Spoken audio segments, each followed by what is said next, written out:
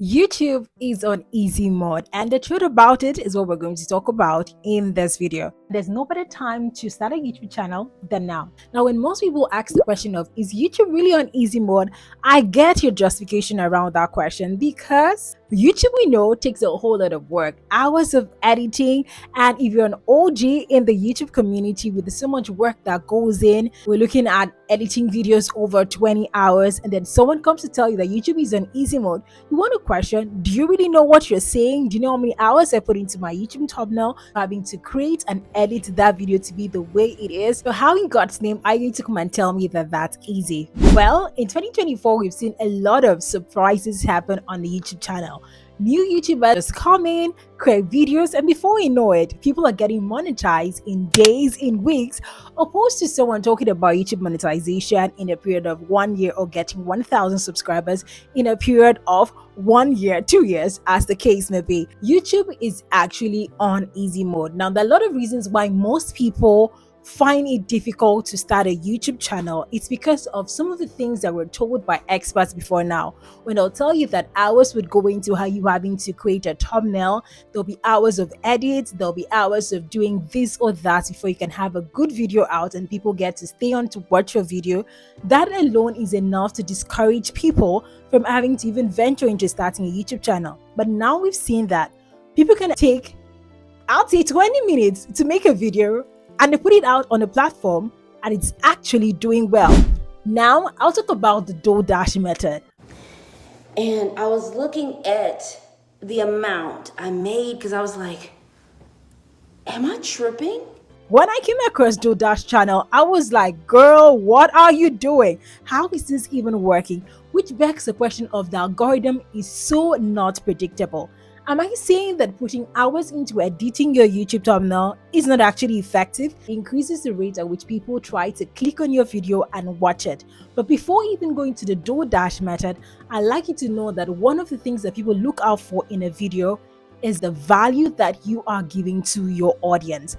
At the end of the day, people do the whole lot of cinematic edits in your videos, and before now it could actually keep people to wanting to watch it because it feels like they're watching a movie of some sort. But now, much more than ever, it just feels like there's a rise in I want value. Let's take, for instance, when I was fighting insomnia and I was looking for a video to watch on a channel, I am at that moment not looking for a video that is giving me a lot of cinematic edits because sometimes they could be overbearing. I am just looking for a video that can actually help me solve my insomnia. And it's the same thing when you're looking for, a solution. People come here to actually get educated, get informed, or get entertained. And if that content is giving them what they want, much more than ever, they're going to want to subscribe to their channel. They're going to want to stay on that channel. Let's take a look at this creator who says you can get 1,000 subscribers in a week. You are going to want to click on that video because you feel like the video is going to give you the value that you want. Now, another person may have made a video just like that, but the value isn't there. You're not going to watch it for long. So you see, emphasis on value. The world has moved from where super cinematic edits were actually doing well. Now they still do well, but right now everyone is gravitating towards value. And when you're putting out a video out there, one of the questions you need to ask yourself, is this giving value to my audience? If it's giving value to my audience, then it's definitely going to do well. But that doesn't mean in all cases, which is why I'm saying that the algorithm is very, very unpredictable. It has a mind of its own.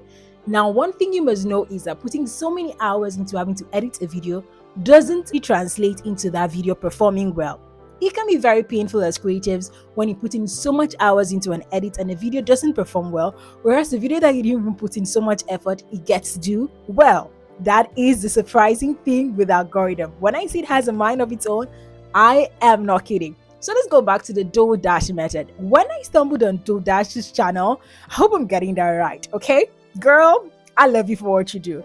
I was like, this is crazy. No way in this world did someone just do a video. Like, the one that really caught my attention was when I think she was taking out her hair and then she just quickly had to say something. I'll just make you see this. Check him out. Look at people who are good examples. Stop looking at people who it failed for. Stop listening to people who it didn't work out for. Stop looking up to people who gave up. Watch people who are winning. And when she was done with that, She went ahead to put the video out there like that. There was no super edit on the thumbnail. She just gave a caption that was relatable, which takes me back to the value which I mentioned in the first place. If your audience can relate to the content that you're giving out, best be certain if it can solve their problem, if it is giving them value and they can relate with it, they are definitely going to be hung on you. And when you see those videos, Dash's video doing very well, I mean, at the end of the day, when you're done watching the video, you're getting the value from it, you're getting motivated, you're getting inspired, because I see her as a really inspiring queen and she's inspired so many people to want to start up a YouTube channel. Then it begs the question of, what happens to my hours of having to put in so much work in having to edit a thumbnail and then do a video so well, put all the edits, put all the B-rolls, and then it's not performing well? Is YouTube really a joke? What is going on? Does it favor some and it doesn't favor some? And that's where I say that the algorithm has a mind of its own. It's because it can decide one day that I'm just going to pick up on this video and I'm going to do wonders with it. And how is the algorithm picking on the video? It's because what the person is saying, whether the title the person is using, which I feel is very, very important now. I would say the title is more important than the YouTube thumbnail. Quite all right, the YouTube thumbnail works for this crazy method of YouTube being on easy mode. One thing I see there is the facial expressions of these people that either makes it look like, oh my goodness, you need to click this. Oh my goodness, if this happened. And most often than not, what the person is saying in the caption or in the title is something that you want to see or the audience wants to see, and they quickly click on it. And the way the algorithm works, if people are watching that content, it's going to push it to the next set of people. So if you have a beautiful thumbnail that looks good to the eye and will look good to so many people, yet people are not watching that video, the algorithm would try to push it to as much people as it can actually make them see. But if they're not watching it, it's just going to take a matter of time before the algorithm see, I have tried, I am tired, I can no longer do the work. But the beautiful thing about YouTube is a video might not pick up this year and then next year you're seeing, whoa, it just feels like a magic wand was waved on that video. Which takes me to quantity versus quality. Before now, a lot of persons were struggling with having to meet up with a number of videos that they need to put out in a week. Let's say you're working with 2 videos in a week or 3 videos in a week, depending on your capacity, because 1 video in a week can work for some and cannot work for some. But most often than not, we hear experts telling you work with 2 videos a week.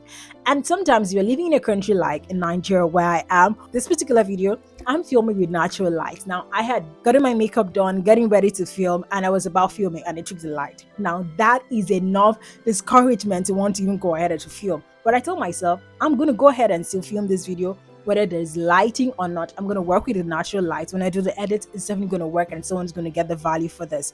So you see, when people have limitation of having to meet up with the quantity of videos that they're supposed to churn out and hinge on having to give out quality content, less is now going out. And I remember I said that you could put in so much work into having to make a video work for you, but then it doesn't turn out that way.